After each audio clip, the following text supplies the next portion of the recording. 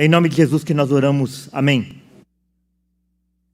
Hão de vê-lo aqueles que não tiveram notícia dele. Romanos 15, de 17 a 33. Tenho, pois, motivo de gloriar-me em Cristo Jesus nas coisas concernentes a Deus, porque não ousarei discorrer sobre coisa alguma, senão sobre aquelas que Cristo fez por meu intermédio, para conduzir os gentios à obediência, por palavra e por obras, por força de sinais e prodígios, pelo poder do Espírito Santo, de maneira que, desde Jerusalém e circunvizinhanças até ao Ilírico, tenho divulgado o Evangelho de Cristo, esforçando-me deste modo por pregar o Evangelho, não onde Cristo já fora anunciado, para não edificar sobre fundamento alheio. Antes, como está escrito, hão de vê-lo aqueles que não tiveram notícia dele, e compreendê-lo os que nada tinham ouvido a seu respeito. Essa foi a razão porque também muitas vezes me senti impedido de visitar-vos, mas agora, não tendo já campo de atividade nessas regiões e desejando há muito visitar-vos, penso em fazê-lo quando em viagem para a Espanha, pois espero que, de passagem, estarei convosco e que para lá seja por vós encaminhado, depois de haver primeiro desfrutado um pouco a vossa companhia. Mas, agora, estou de partida para Jerusalém a serviço dos santos, porque aprouve a Macedônia e a Acaia levantar uma coleta em benefício dos pobres dentre os santos que vivem em Jerusalém. Isto lhes pareceu bem, e mesmo lhes são devedores, porque se os gentios têm sido participantes dos valores espirituais dos judeus, devem também servi-los com bens materiais. Tendo, pois, concluído isto, e havendo-lhes consignado este fruto, passando por vós, irei à Espanha. E bem sei que ao visitar-vos, irei na plenitude da bênção de Cristo. Rogo-vos, pois, irmãos, por nosso Senhor Jesus Cristo, e também pelo amor do Espírito, que luteis juntamente comigo nas orações a Deus a meu favor, para que eu me veja livre dos rebeldes que vivem na Judéia, e que este meu serviço em Jerusalém seja bem aceito pelos santos, a fim de que, ao visitar-vos, pela vontade de Deus, chegue à vossa presença com alegria e possa recrear-me convosco. E o Deus da paz seja com todos vós. Amém? Irmãos, a carta de Paulo aos Romanos, ela foi escrita por volta do ano 55, podendo ser um pouquinho antes, um pouquinho depois, mas a data mais aceita é por volta do ano 55, durante a terceira viagem missionária de Paulo, quando ele residia na cidade de Corinto. E a carta de Paulo aos Romanos é a carta mais sistemática escrita pelo apóstolo Paulo, onde ele faz uma sistematização quase que completa a respeito do Evangelho, falando a respeito da eleição, da predestinação, da queda do homem, da ira de Deus, do arrependimento, da fé, da salvação, da perseverança dos santos e da glorificação. Todas essas doutrinas nós encontramos na carta aos Romanos. É por essa razão que Lutero, Calvino, Wesley, grande parte, ou se não todos os reformadores, a carta de Paulo aos Romanos era a carta da predileção desses homens, em que eles beberam dessa carta todo o Evangelho, e o Evangelho todo. Por essa razão também, é a carta mais odiada por aqueles que odeiam a cruz de Cristo. Esses dias, eu estava conversando com uma pessoa, e nós estávamos discutindo um determinado aspecto a respeito da salvação, e antes que eu falei assim para ele, eu vou te colocar um texto. Ele falou assim para mim, não é de Romanos, é? Eu falei, não, aqui é um gibi do Walt Disney. Irmãos, tem até um pregador aí muito conhecido, falou que quando Paulo escreveu Romanos, ele estava passando por um transe, e que o capítulo 8, 9 e 10 de Romanos deveria ser excluído das Escrituras. Então, esse é o ódio que as pessoas têm da carta de Paulo aos Romanos, ao ponto de até pessoas que vivem do Evangelho falar que uma porção das Escrituras deveria ser retirada das Escrituras. Paulo estava louco quando ele escreveu aquelas coisas. E a carta de Paulo aos Romanos também ela não deixa de ser uma carta missionária, em que um missionário estava pedindo o apoio de uma igreja para ser enviado para uma missão específica. E é isso que nós tiramos aqui dessa parte do livro de Romanos, aqui do capítulo 15. Então, onde vê-lo aqueles que não tiveram notícia dele? Então, nessa parte, ele inicia essa parte falando assim: tenho, pois, motivo de gloriar-me em Cristo Jesus nas coisas concernentes a Deus. Irmãos, outra vez que nós falamos a respeito do apóstolo Paulo, nós falamos a respeito da sua humildade. Embora ele tenha se destacado lá como o principal dos apóstolos, mesmo que ele tenha sido escolhido após a morte de Cristo, ele mesmo se define como um abortivo, aquele que nasceu de uma forma extraordinária, que teve um chamado extraordinário, um chamado extemporâneo em relação aos demais apóstolos. Ele era um homem humilde.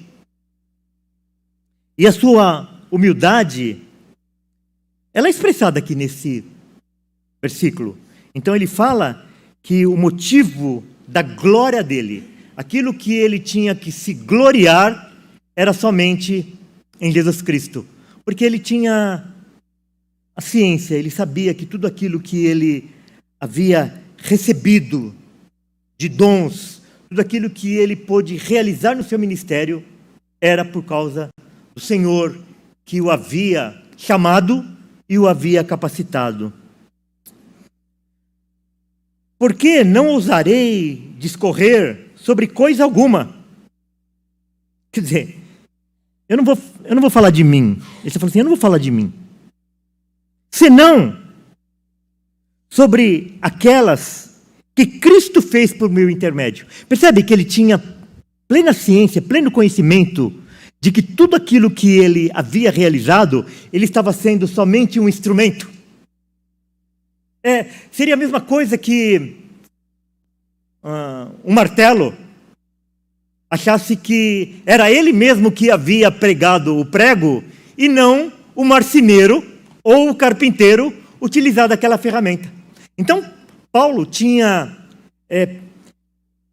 plena certeza de que ele era apenas um instrumento de Cristo para realizar a sua obra.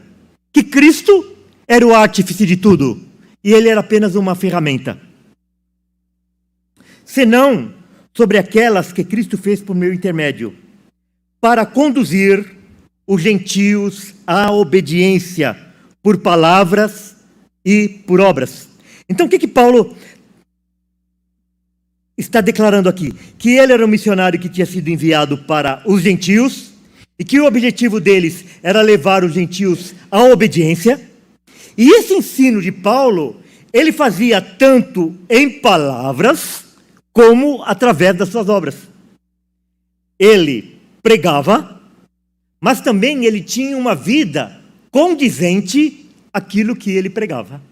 Então, através disso, através desse ministério, feito através da palavra, da pregação, e também do proceder do apóstolo, ele tinha como missão conduzir os gentios para aqueles que estão iniciando na caminhada cristã.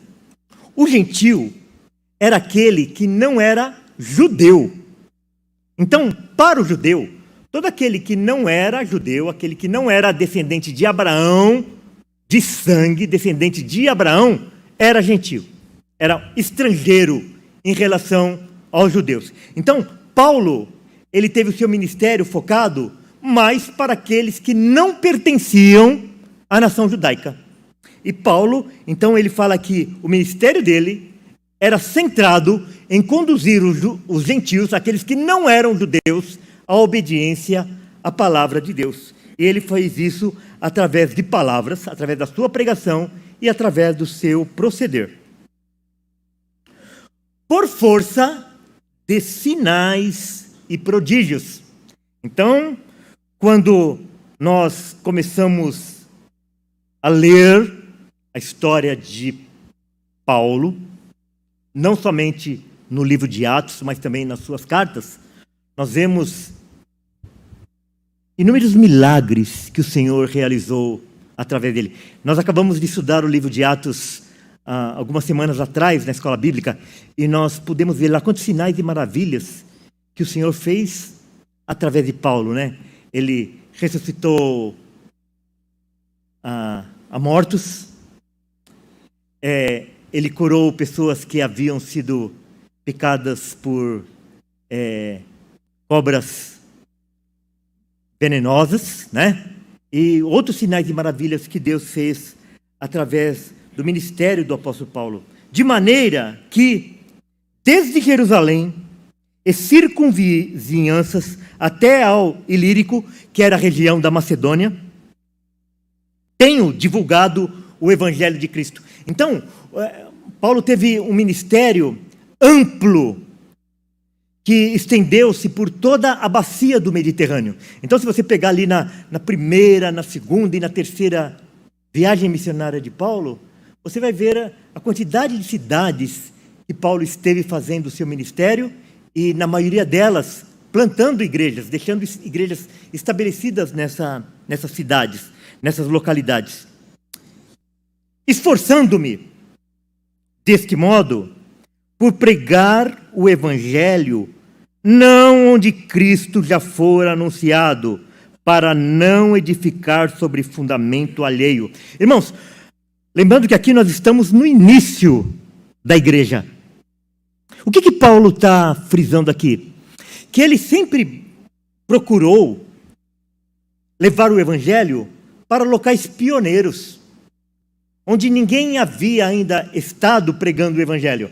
Então vocês sabem que os apóstolos, eles foram dispersos, e eles foram levar a mensagem de Cristo para diversos lugares. Então o que Paulo está falando aqui, que ele não estava pregando onde os apóstolos e os discípulos de Jesus já tinham ido e já tinham anunciado o Evangelho naquele local. Ele estava em busca, a sua missão visava pregar o Evangelho em locais pioneiros, em locais que as pessoas ainda não haviam ouvido falar a respeito do Evangelho. Ele usa esse termo, né? Para não edificar sobre fundamento alheio. Hoje nós usamos uma linguagem assim, não pescar em aquário, né? Vocês já ouviram esse termo, né? Então Paulo, ele não pescava em aquário, mas ele buscava rios e mares, onde ainda não haviam peixes que haviam sido pescados. Antes, como está escrito, hão de vê-lo aqueles que não tiveram notícia dele, e compreendê-lo os que nada tinham ouvido a seu respeito. O que Paulo está querendo dizer aqui? Irmãos, o judeu, Desde pequeno, ele aprendia a respeito do Deus de Abraão, do Deus de Isaac, do Deus de Jacó, o Deus que havia criado todas as coisas, o único Deus, a respeito da promessa do Messias, a respeito da criação do universo e todas aquelas histórias a respeito dos reis e dos profetas. Os gentios não. Os gentios não. Irmãos, vocês viram lá quando Paulo chega, por exemplo, lá em Atenas, onde havia deuses a pontapé, conforme tem um livro aí, né? Tem um livro que fala a respeito dos deuses lá de Atenas, né? Deuses aos pontapés. Então os gentios não conheciam. Os gentios não sabiam nada a respeito do Deus verdadeiro, do único Deus, do Deus de Abraão, do Deus de Isaac, Deus de Jacó. Então Paulo está falando que essas pessoas que nunca ouviram falar de Deus,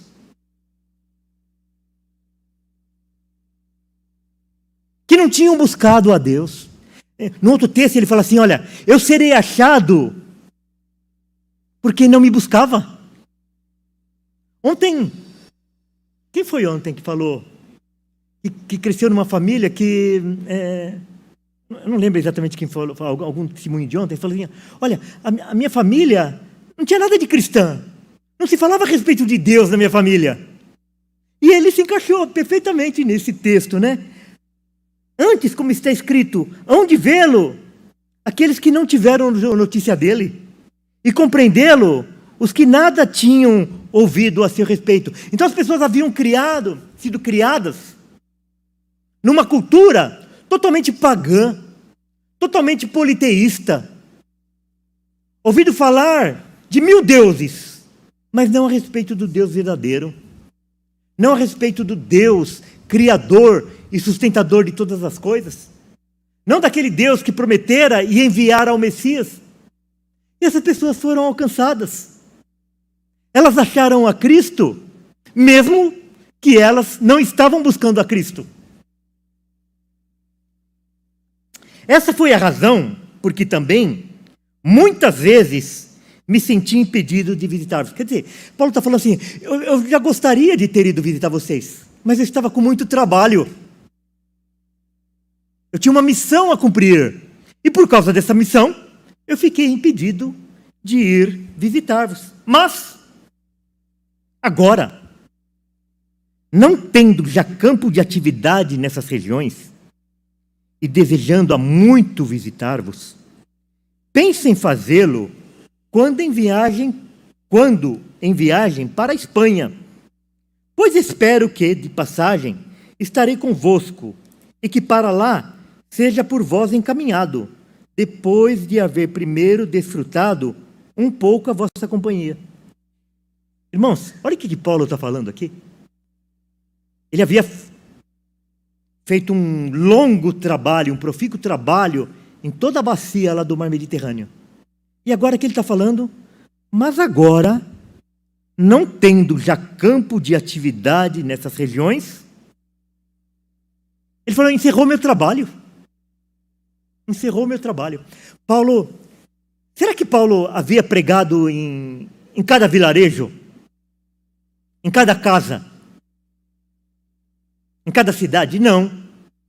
Paulo tinha uma estratégia. Ele ia em lugares centrais, em lugares onde as notícias repercutiam, e ali ele pregava o evangelho e estabelecia uma igreja. E ali aquela igreja ressoava. Ali aquela igreja plantava outras igrejas.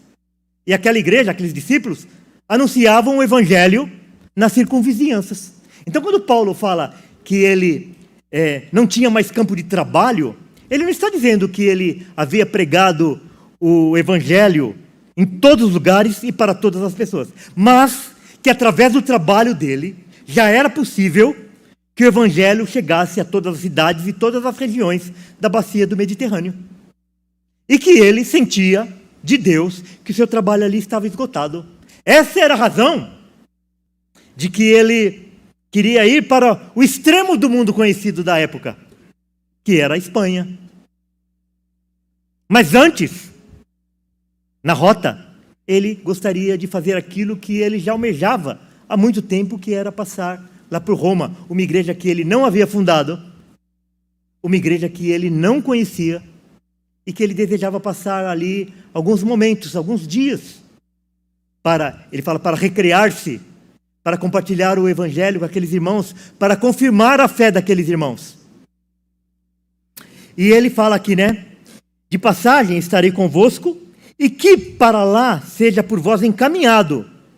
Quer dizer, ele estava solicitando o apoio da igreja de Roma para ele ser enviado para a Espanha através daqueles irmãos. Provavelmente um auxílio de orações, um auxílio espiritual e também o sustento para que aquela viagem pudesse ser realizada e para que a palavra pudesse chegar também na Espanha. Mas, agora, quer dizer, no momento, eu estou de partida para Jerusalém a serviço dos santos. Então, onde Paulo estava? Paulo estava em Corinto. Ele falou assim, mas antes de eu ir para Roma, eu vou para Jerusalém, porque aprouve a Macedônia e a Acaia levantar uma coleta em benefício dos pobres dentre os santos que vivem em Jerusalém. Nessa época aqui, Jerusalém passava por uma grande crise financeira e econômica. As pessoas haviam empobrecido muito, e principalmente os cristãos, porque além da crise geral, eles sofriam mais ainda, porque eles sofriam preconceito dos próprios judeus, porque eles haviam abandonado a religião judaica. Muitos deles haviam sido expulsos das suas famílias, do templo, perdido seu emprego, perdido seu ganho, o seu meio de sustento. Então, as igrejas da Macedônia e de Acaia levantaram uma oferta destinada àqueles irmãos ali de Jerusalém. E ele fala assim, isso lhe pareceu bem para aquelas igrejas gentias, né? E mesmo lhes são devedores, quer dizer, eles se sentiam, as igrejas gentias, elas se sentiam devedores dos judeus, porque o evangelho chegou para eles através dos judeus. Afinal, Cristo, ele descendia de quem? Ele descendia de Abraão. Então foi através dos judeus, do povo judeu, que o evangelho chegou até nós. Por quê? Se os gentios, quer dizer, aqueles que não são judeus, têm sido participantes dos valores espirituais dos judeus, devem também servi-los com bens materiais.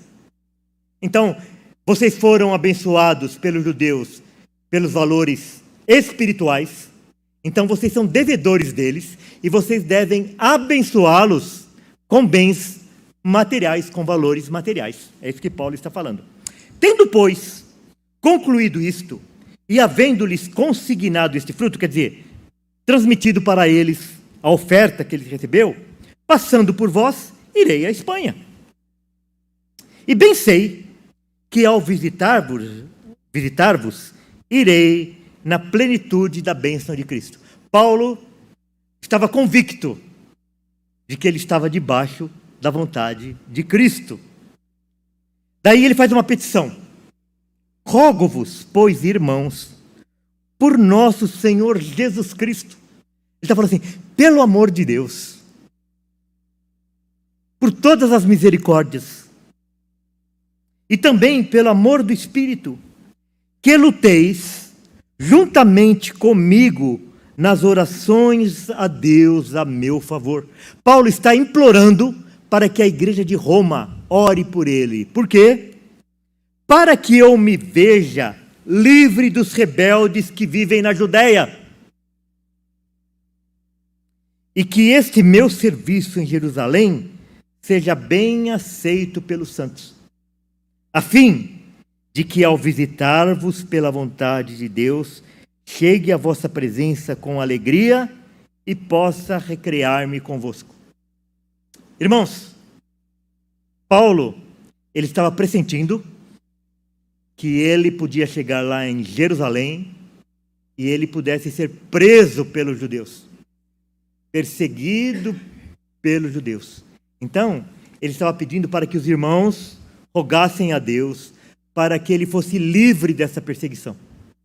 E que aquilo que ele ia fazer perante os crentes, perante os cristãos, fosse bem aceito por eles. Então, percebe as duas coisas que ele estava pedindo? Ele estava querendo se ver livre da perseguição dos de fora, mas ele também estava rogando aos irmãos que orassem para que os de dentro recebessem a mensagem que ele estava trazendo. E o Deus de paz seja com todos vós. Amém. Irmãos, ele estava com medo de ser perseguido. Ele estava com medo de ser preso. Ele estava com receio de ser morto. Mas o Deus era o Deus de paz. Ele sabe que as circunstâncias poderiam ser de guerra, de perseguição, mas que em Deus ele encontrava paz, porque Deus era o Deus de paz. E quais são as reflexões desse texto? Primeira, a glória do trabalho deve ser atribuída somente ao Senhor com humildade. Não foi isso que nós vimos 2 domingos atrás? Que nós devemos prestar um serviço ao Senhor com humildade, por mais reconhecimento que nós tenhamos do nosso trabalho? Que é o Senhor que dá dons à sua igreja para que a igreja seja edificada? Lembra do texto? E ele mesmo deu uns para apóstolos, outros para profetas, outros para evangelistas, outros para pastores e mestres, visando a edificação da igreja. Então, é Ele que concede dons à igreja. É Ele que edifica a sua igreja através de dons que Ele concede à igreja. Então, quando uma pessoa tem um dom especial, qualquer ele que seja, ele deve ter aquilo em humildade diante de Deus. Porque nada se realiza. Ontem, no batismo, nós notamos, todos que estavam ouvindo lá, puderam perceber assim, como que Deus usa muitas pessoas e várias circunstâncias para atingir uma pessoa. Por exemplo, a Cleide não acabou de dizer aqui que o pai dela, embora não conhecesse o Evangelho ainda naquela época, lia as Escrituras para ela e falava que ela devia estudar porque a salvação era uma coisa individual, que cada um recebia a salvação individualmente, com uma experiência pessoal com Cristo.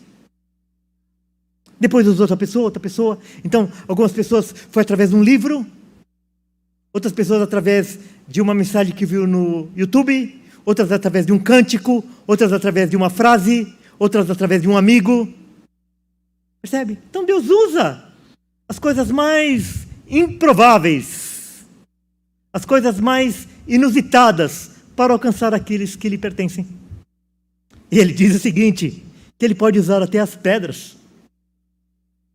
Ele pode usar até a mula de Balaão para atingir as pessoas que devem ser alcançadas. Então, aqueles que realizam o trabalho do Senhor, qualquer que seja ele, esse trabalho deve ser realizado com humildade. A proclamação do Evangelho envolve nossas palavras e nossas ações. Conhece essa frase aqui, de Francisco de Assis? Pregue o Evangelho em todo tempo. Se necessário, use palavras. Irmãos, isso aqui está lá no livro de Heresias 13:13. Não existe na Bíblia essa. Isso aqui é heresia, essa frase aqui. Nesse próprio texto que nós acabamos de ler, Paulo fala que o ministério dele, levar os gentios à obediência, ele foi feito através de quê? De palavras e de obras. A palavra, inclusive, vem primeiro, porque é a palavra de Deus que frutifica no coração das pessoas. que abre os olhos das pessoas, não são as nossas palavras. Então, as nossas ações, elas servem para autenticar aquilo que nós estamos falando.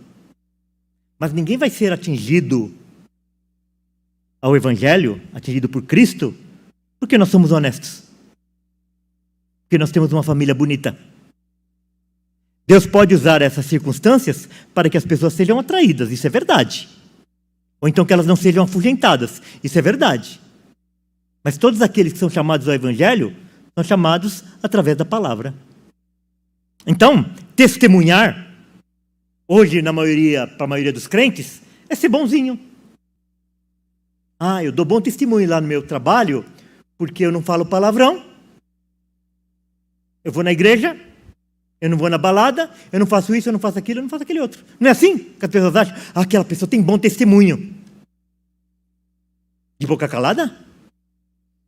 Agente secreto? Né? Então, nós devemos testemunhar de Cristo através de palavras e através de obras. A proclamação do Evangelho visa levarmos as pessoas à fé e à obediência. Não é para que elas sigam a nossa religião, mas nós devemos levar as pessoas à fé e à obediência, para que o Senhor seja glorificado em suas vidas. Esse é o objetivo do Evangelho. Paulo, quando ele desejava ir à Espanha, ele vai falar lá no começo do livro, né, que Deus não estava sendo glorificado em muitos lugares, porque as pessoas não conheciam ainda o Evangelho. Então, quando nós desejamos levar o Evangelho para uma pessoa, na realidade nós estamos buscando a glória de Deus, para que Deus seja glorificado na vida daquela pessoa. Os sinais e prodígios foram produzidos em momentos específicos para fins específicos. Quando a gente lê esse texto aqui, que Paulo realizou obras com sinais e maravilhas, nós podemos nos frustrar. Sabe por quê? Porque a gente fala assim, onde que está isso hoje? Como que eu não realizo essas obras? E como que eu não vejo essas obras? Irmãos, a regra não é essa. Essa é a exceção à regra. Então, se você pegar nas Escrituras, quando que nós tivemos abundância de milagres, de sinais, de maravilhas, de prodígios? Na época de Moisés, da saída do povo do Egito.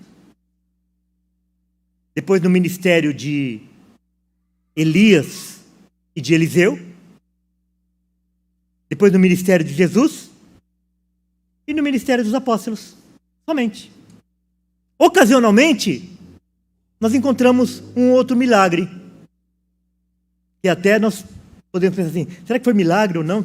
Então, Daniel, Sansão, Gideão, mas algumas coisas assim mais específicas. Mas em abundância, só nessa época que Deus tinha algo especial para realizar. E ele realizou isso através de sinais, de milagres, de prodígios. Então, nós não devemos nos frustrar porque a gente não presencia essas coisas. Porque isso não é a regra. Isso nunca foi a regra. Sempre foi exceção, até nas Escrituras, né? Conforme eu acabei de citar. E sempre, irmãos, com fim específico. Nunca foi para enriquecer Moisés, enriquecer Elias, enriquecer Eliseu, enriquecer Jesus, enriquecer os apóstolos. Eles realizaram milagres e eles foram mortos, decapitados, cerrados ao meio. Eles foram odiados, mesmo realizando esses sinais e maravilhas. Irmãos, veja a saída lá do povo do Egito. Deus acabara de fazer todos aqueles milagres, as pragas, abrir o mar vermelho. Moisés subiu no monte para receber as tábuas da lei, o povo já queria voltar lá para o Egito, porque lá tinha alho poró, né? Quando os espias voltaram lá da Terra Prometida, eles quiseram matar a Josué, Caleb, Arão e Moisés. Percebe? As pessoas podem ver milagres, mas os milagres não irão produzir nova vida. Não irão produzir novas criaturas. O que produz novas criaturas é a ação do Espírito Santo através da pregação da palavra de Deus, através do Evangelho. Devemos priorizar a anunciar o Evangelho onde não foi anunciado ainda. Você fala assim, então eu não devo pregar o Evangelho para aquele meu amigo que vai em igreja tal, que fala que ele é evangélico? Então a primeira pergunta que você tem que fazer é a seguinte: ele é crente? Ou ele é só um evangélico? Ele de fato professa Cristo? Ele professa somente a Cristo? A confiança dele somente está em Cristo? Ou ele é só um religioso? Então, é essa a primeira pergunta. Logicamente que se ele for um cristão verdadeiro, vocês podem compartilhar coisas do Evangelho para fortificar um ao outro, para admoestar um ao outro. Mas essa pregação do Evangelho, esse anúncio das boas novas, nós primeiro precisamos identificar se a pessoa é de fato um cristão ou se ele é apenas um religioso. Então, se ele é apenas um religioso, se ele é apenas um frequentador de igreja, se ele não conhece de fato o Evangelho, ele deve ser objeto da nossa pregação.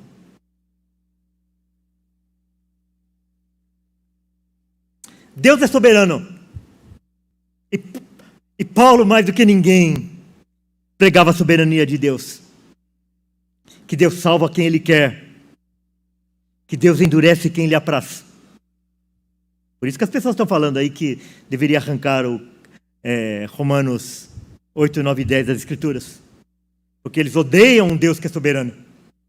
E Paulo sabia disso. Entretanto, como nós vemos nesse texto, a soberania de Deus não invalida os nossos esforços. Nós temos que nos esforçar. Paulo fala isso logo no início, que ele se esforçava no trabalho do Senhor, na obra que ele tinha de anunciar o Evangelho para aqueles que ainda não conheciam a Cristo. Então, muitas vezes, nós que somos identificados como calvinistas, nós somos acusados de sermos negligentes, de acharmos que Deus é soberano, então eu não preciso fazer nada. E muitas vezes, quando nós estamos falando com as pessoas, eu falo assim, mas se Deus escolheu, então eu não preciso fazer nada. Não. Não é porque Deus é soberano que Deus vai fazer tudo aquilo que Ele decretou fazer, que nós devemos nos acomodar. Pelo contrário, nós devemos ter obras abundantes. Deus é soberano, entretanto, não deve ser invocada para a negligência. Nós devemos nos esforçar e nós não devemos negligenciar o trabalho. Deus é soberano, entretanto, devemos ter sensibilidade para compreendermos o momento. Então, percebe que Paulo, ele teve a sensibilidade de perceber que o trabalho ali na bacia do Mediterrâneo havia encerrado e que ele deveria ir para outro local. Então, nós devemos pedir essa mesma sensibilidade para o Senhor. Porque às vezes, irmãos, nós estamos indo numa direção e aquilo não gera frutos.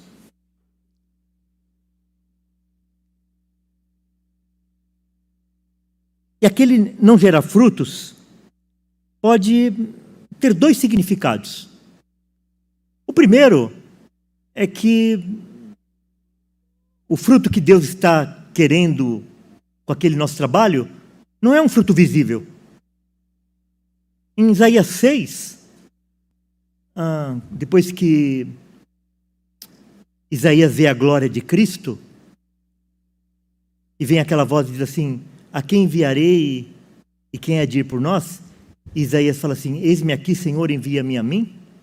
E daí ele é enviado para que ele endureça o coração das pessoas, para que as pessoas não recebam a palavra de Deus, para que elas não se convertam e não sejam salvas. Quer dizer, qual era o fruto? O fruto era para que o coração do povo fosse endurecido.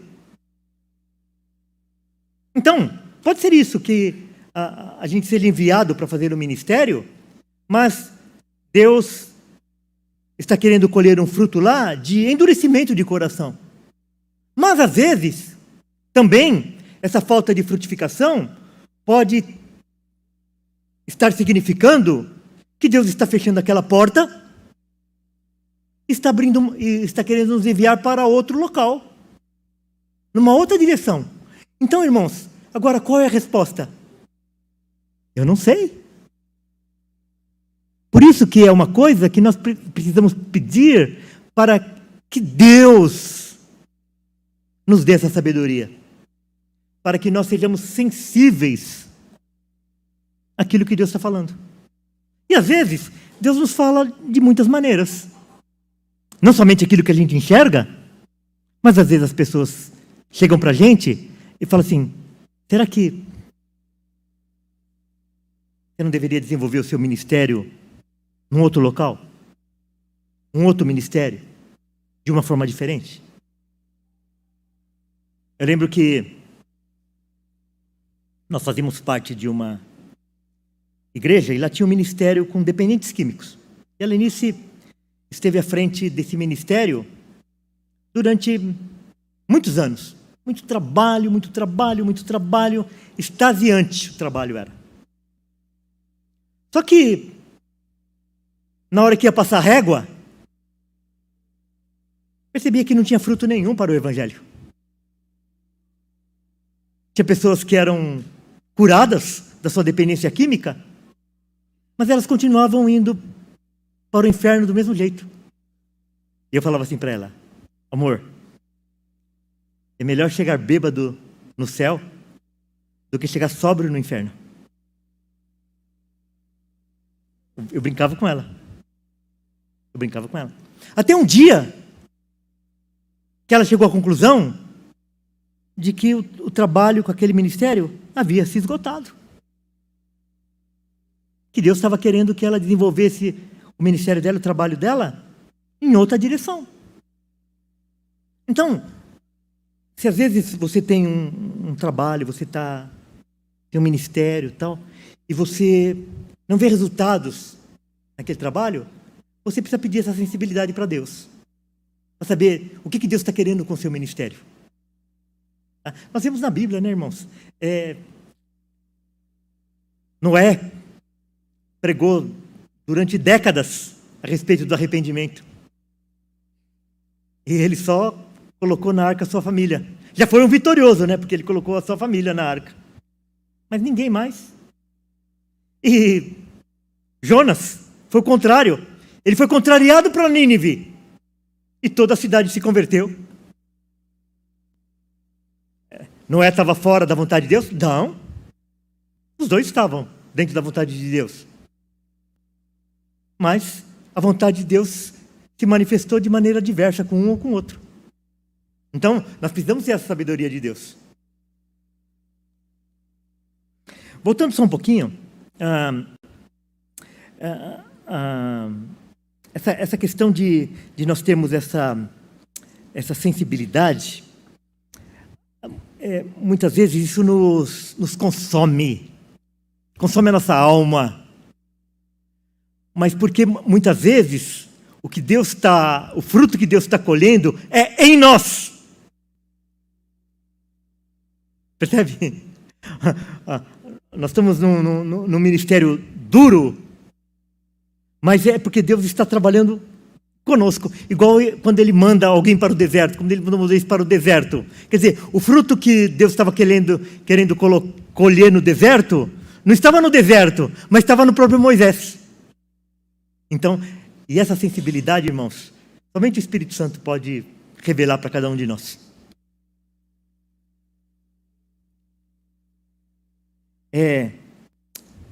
Deus é soberano, mas nós devemos planejar. Então não é cruzar os braços e deixar a vida me levar. Vida leva eu. Não. Paulo, ele tinha um plano a curto, a médio e a longo prazo. Qual era o plano de curto prazo? Vou para Jerusalém levar oferta aos pobres da Judéia. A médio prazo, vou passar por Roma. A longo prazo, vou para a Espanha. Planos espirituais, planos ministeriais. Quais são os seus planos para a sua vida espiritual? Qual é o plano que você tem para amanhã, para a sua vida espiritual? Qual é o plano a médio prazo que tem você para a vida espiritual? E qual é o plano que você tem a longo prazo para a sua vida espiritual? E nós, como igreja, também nós devemos ter isso. Qual que é a nossa meta para o próximo domingo? Quais são os nossos planejamentos para o ano que vem? E para onde a igreja está olhando a longo prazo? Individualmente, cada um de nós. E também na vida material, também. Nós devemos ter o nosso planejamento. Você pode pensar assim, mas eu estou no final da minha vida. Não tem isso, irmãos. Porque às vezes você planta lá uma árvore, um carvalho, que vai demorar décadas para ser uma árvore. Mas Deus está querendo que você planta, porque Ele está querendo abençoar uma outra pessoa que vai desfrutar daquele fruto. Já pensou se as pessoas que construíram tantas coisas que nós desfrutamos nos dias de hoje, elas tivessem pensado somente nelas? Eu não vou plantar isso porque não vai dar tempo de eu colher. Não. E o nosso galardão, o fruto do nosso trabalho, a gente não vai receber aqui na terra. Nós vamos receber no céu. E quantos e quantos e quantos exemplos nós temos na nossa vida de pessoas que foram frutíferas no final da sua vida. Viveram vidas infrutíferas, mas frutificaram no final das suas carreiras. E Deus vai dar galardão para todas essas pessoas. Então, nós devemos planejar a curto, a médio e a longo prazo. Devemos buscar parceiros. Paulo, ele queria passar por Roma, porque ele estava buscando o quê? Parceiros para o seu ministério. Ele estava buscando as orações daqueles irmãos. Ele estava buscando a parceria daqueles irmãos. Ele estava buscando a ajuda financeira daqueles irmãos, para ele ser enviado para a Espanha. Voltar aquela mensagem, né? E ele mesmo deu uns para apóstolos, outros para profetas, outros para evangelistas, outros para pastores e mestres. Quer dizer, um conjunto de pessoas. Então por que nós vamos fazer carreira solo? Quando nós fomos plantar a igreja, não é a ideia de um. Não, a pessoa fala, eu vou fazer? Não. Busca outras pessoas, vão fazer isso. E é assim o trabalho de Deus. E Paulo nos dá esse exemplo, buscando o apoio daqueles irmãos lá da igreja de Roma, em oração, em parceria, em contribuição. Porque o texto não deixa claro, mas talvez ele almejasse que alguém ali da igreja de Roma também fosse destacado para acompanhar o seu ministério. Assim como Barnabé o acompanhou, como João Marcos o acompanhou, como Silas o acompanhou, como Timóteo o acompanhou. Então, sempre Paulo está sempre com um parceiro. E por que a gente deve realizar um ministério isolado, fazer uma carreira solo? Não. Devemos buscar parceiros para o desenvolvimento do nosso trabalho. Devemos lutar em oração. É uma luta, percebe? Paulo fala assim, lutem, eu rogo para vocês que lutem em oração. Para comigo. Então talvez você esteja precisando de discernimento no seu ministério e você precisa chamar outros irmãos para que lutem em oração juntamente com você. Irmãos, tinha alguém mais capacitado para orar do que Paulo? Tinha? Claro que não. E no entanto, ele estava buscando a ajuda de irmãos lá anônimos para que lutassem com ele em oração. Depois de tudo isso feito, nos alegrarmos em Deus. Paulo foi para a Espanha? Não sabemos. Não sabemos. Se o evangelho chegou na Espanha, através de Paulo, nós não sabemos. Não está registrado isso. Nem que sim, nem que não. Provavelmente não. Paulo chegou em Roma por livre e espontânea vontade? Foi lá recriar-se lá e se regozijar com os irmãos? Não. Ele chegou em Roma, prenderam ele, ele ficou preso, e ele só não foi condenado à morte porque ele era cidadão romano, e ele pediu para ser julgado por César. Então ele foi para Roma, mas foi preso. Nós vimos recentemente essa história na escola bíblica, no culto pela manhã. Mas fazemos todos os esforços. Nós oramos. Nós planejamos. Nós pedimos parceria. Mas Deus vai realizar a vontade dele. E quando Deus realizar a vontade dele, nós falamos assim, eu fiz tudo aquilo que eu podia. Mas eu glorifico a Deus, porque Deus não fez a minha vontade, mas fez a vontade dele. E não é isso que Paulo declara no final da sua carreira, lá quando ele está escrevendo a sua última carta para Timóteo, 2 Timóteo 4, 7 e 8. Combati o bom combate, completei a carreira, guardei a fé. Já agora, a coroa da justiça me está guardada, a qual o Senhor, reto juiz, me dará naquele dia. Então Paulo tinha certeza que ele ia receber a coroa da glória, a coroa da justiça. E daí ele fala assim, e não somente a mim, mas também a todos quantos amam a sua vinda.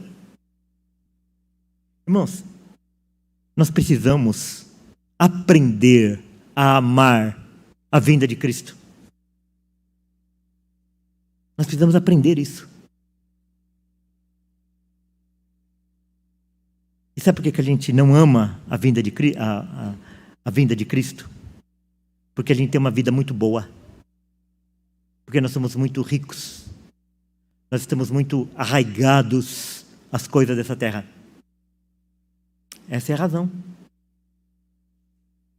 E na outra proporção, a gente não conhece as belezas de Cristo. Então a gente fica com aquelas imagens barrocas, que no céu vai ter nuvenzinha, aqueles anjinhos pelados tocando arpinha. Isso não existe, irmãos. O céu vai ser adrenalina pura. Cristo é glorioso. A glória é tanta que naquela passagem de novo lá de Isaías, quando eles viram a glória de Cristo, os anjos com duas asas, eles tapavam seus olhos. Tal era a glória de Cristo. Então a gente não tem dimensão. É por isso que a gente precisa aprender mais de Cristo, para nós termos dimensão da glória de Cristo e querer muito mais Cristo do que nós somos apegados às coisas aqui da terra. As melhores coisas aqui da terra não são comparáveis às mínimas coisas que há no céu. Por isso que fala as glórias, o gozo que há no céu.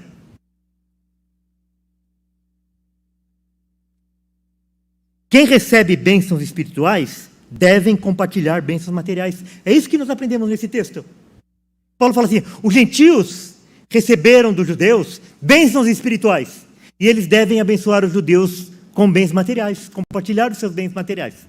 Isso, irmãos, é o ensino das Escrituras. Aqui na igreja, por várias circunstâncias, que nós já falamos aqui algumas vezes, os pastores não recebem da igreja, não são sustentados pela igreja, né? Mas se isso precisar acontecer, isso é justo que isso aconteça. É bíblico que isso aconteça. 1 Coríntios 9:7. Quem jamais vai à guerra à sua própria custa? Quem planta vinha e não come do seu fruto? Ou quem apacenta um rebanho e não se alimenta do leite do rebanho? Quando Paulo está usando essas figuras de linguagem aqui, ele está falando a respeito do sustento daqueles que vivem somente para o Evangelho. Gálatas 6:6. Mas aquele que está sendo instruído na palavra, faça participante de todas as coisas boas aquele que o instrui. Então, aquele que se afadiga na palavra e no ensino, para que ele possa dar instrução ao povo de Deus, e o povo de Deus seja edificado, o povo deve propiciar o sustento para isso que está ensinando. Isso aqui eu não estou reivindicando nada. Mas é o ensino da palavra de Deus. Se um dia a igreja precisar remunerar pastores, ela deve fazer isso. Devemos estar preparados para a perseguição.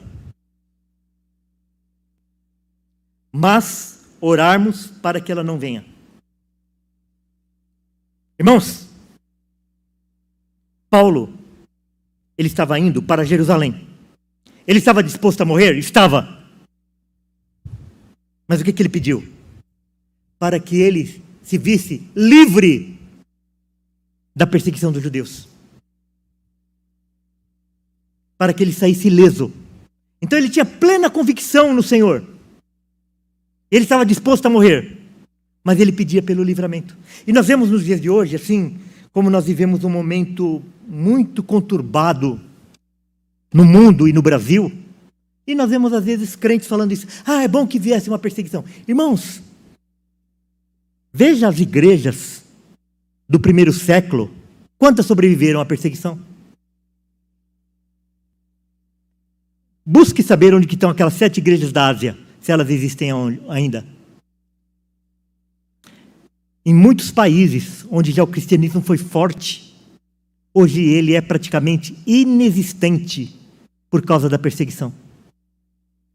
Então, muitas vezes a gente acha que a perseguição é romântica. Não é? Nós não vemos isso com um certo romantismo. Mas e quando um nosso irmão, que a gente conhece, que a gente sabe o nome dele, o endereço, conhece a sua afeição, conhece a sua esposa, conhece seus filhos, está sendo ameaçado de perder a guarda dos filhos, porque ele resolveu que eles mesmos dariam a instrução para os seus filhos. A coisa muda, não muda? Você vai querer perseguição? Quando você pode perder o seu filho? Porque enquanto você está falando assim, não, eu posso ser preso, eu posso... Mas e quando é seu filho? E quando é sua mulher? E quando é seu marido? E quando é seu amigo? E quando é alguém da sua comunidade? Então, nós devemos estar preparados para a perseguição. E talvez ela já esteja no nosso meio. E talvez ela aumente ainda. Nós devemos estar preparados para isso. Mas nós devemos rogar a Deus que a perseguição não venha. Que nós continuemos a ter liberdade de proclamarmos o Evangelho. De nos reunirmos com total liberdade. Orarmos para que a palavra seja aceita pelos de dentro e não haja perseguição pelos de fora. Porque muitas vezes a resistência está dentro da igreja. Como eu acabei de falar, de gente que acha que, de dentro da igreja, que vive de dízimo, e acha que uma palavra da Bíblia deve ser arrancada. Então, Quantas igrejas já não minguaram, porque o irmão Nelson orou para que aquelas igrejas que os pregadores deixaram de pregar o evangelho, que eles voltem a pregar o evangelho. Mas quantas igrejas já foram esvaziadas, ou pastores já foram expulsos de igreja por causa da pregação fiel da palavra de Deus? Quantos e quantos e quantos? Não é errado almejarmos e desfrutarmos de momento de descanso. Quando eu era menino, que eu não conhecia as doutrinas da graça, eu pensava assim: por que o pastor vai tirar férias se o diabo não tira férias? Sabe por quê? Porque quem cuida das ovelhas não é o pastor, é o sumo pastor. É aquele que não dorme, é aquele que não cochila. Então, irmãos, a gente lança a semente e a gente vai dormir, porque é Deus que cuida. Isso daí tem que ser junto com aquela palavra de esforço, da não negligência, do cuidado, do trabalho, sim. Mas justificável os trabalhadores descansarem, ter o seu período de férias, querer um período de descanso, de recreio. Assim como Paulo. Paulo, ele não queria passar lá em Roma para bater uma bolinha lá com eles? Queria. Entre aspas, né, irmão? Só. Então nós não devemos criticar quando uma pessoa que se dedica ao evangelho, ela deseja um tempo de refrigério. Irmãos, e nós devemos nos alegrar, porque nós estamos presentes nesse texto. Porque nós não somos judeus, nós não temos sangue de Abraão nas nossas veias. Nós somos incluídos na família de Cristo, na família de Deus, através da adoção. Nós viemos de nações, de famílias e de culturas onde Cristo não era buscado, onde nem se sabiam que existia o Evangelho. Mas nós fomos alcançados. Nós não buscávamos, mas achamos. Nós nem sabíamos que existia, mas hoje nós compreendemos. João 1, de 11 a 13. Veio para o que era seu, e os seus não o receberam. Então ele veio para os judeus, e os judeus não o receberam. Pelo contrário, o crucificaram. Mas a todos quantos o receberam, esses irmãos que se batizaram hoje, nós que estamos reunidos aqui nessa noite, aqueles que nos ouvem pela internet, ou que vão ouvir essa pregação depois, mas todos aqueles quantos o receberam, deu-lhes o poder de serem feitos filhos de Deus, a saber, aos que creem no seu nome, os quais não nasceram do sangue, não nasceram porque eles são filhos de Abraão, não porque os pais são evangélicos, não porque os pais são cristãos, não por causa do sangue, nem por vontade da carne, não é por obras, não é pelo esforço que nós nos tornamos membros da família de Deus, nem da vontade do homem, não é pelo livre-arbítrio. Nós não conhecíamos. Como que a gente vai querer aquilo que a gente não conhece? Como que a gente vai desejar aquilo que nós não vimos? O morto não quer nada. E a gente, antes de conhecer a Cristo, nós estávamos mortos, conforme Paulo escreve no próprio livro de Romanos. Não pela vontade da carne, nem da vontade do homem, mas de Deus, pela vontade de Deus. Nós somos incluídos na família de Deus, nós como gentios. Para encerrar, eu quero ler os versículos que vêm antes desse texto que nós lemos. Digo, pois, que Cristo foi constituído ministro da circuncisão em prol da verdade de Deus, para confirmar as promessas feitas aos nossos pais. Falando aí dos judeus, né? E para que os gentios glorifiquem a Deus por causa da sua misericórdia. Como está escrito: por isso, eu te glorificarei entre os gentios e cantarei louvores ao teu nome. E também diz: alegrai-vos, ó gentios, com o seu povo. E ainda, louvai ao Senhor, vós, todos os gentios, e todos os povos o louvem. Também Isaías diz: haverá a raiz de Jessé, aquele que se levanta para governar os gentios. Neles, os gentios esperarão. E é na raiz de Jessé, no filho de Davi, em Cristo, que nós esperamos todas essas coisas, para a glória do nome dele. Amém?